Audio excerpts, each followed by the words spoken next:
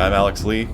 I'm a tech artist, a sculptor, and animator based in Los Angeles. I've worked at Apple, Survios, Pure Imagination. I helped develop anatomy content for Proco, and I currently teach at Noman School of Visual Effects in North Hollywood. So in this workshop, we're going to get into a technique that I developed for doing sculpted claymation in ZBrush. So we're going to be sculpting on every frame of our animation individually. So I'll go through the whole process. First of all, I'll show how you can do some simple setup in ZBrush directly to start getting some fun animation effects. So that's not going to take a lot of kind of setup or special tools.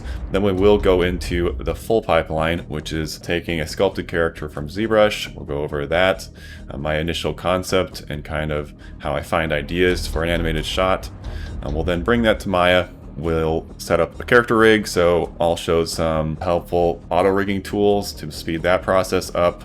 We'll do some traditional keyframe animation in Maya, and then we'll use my custom tool, UltraClay, to export those frames to ZBrush to do frame-by-frame sculpting. So once we're in ZBrush, we can do a lot of cool things like sculpted smear frames. So that's going to be in place of motion blur. We can actually art direct exactly what that frame will look like. We can stretch the character way out, for example, if it's moving really fast across the screen. We can also have objects merged together in a really artistic way. If a hand is like against dirt floor, for example, and you can actually see the two objects interacting in a way that you wouldn't be able to accomplish with traditional 3D pipelines. You can also do things like fluid animation, so you could hand animate something like water flowing across your scene. You could also do things like making objects explode, objects tearing apart, things merging back together. So there's just a ton of flexibility there that is similar to what you'd get with like traditional claymation or stop motion, or even something like hand-drawn 2D animation. So once we're done with that stage, we'll bring it back into Maya, do some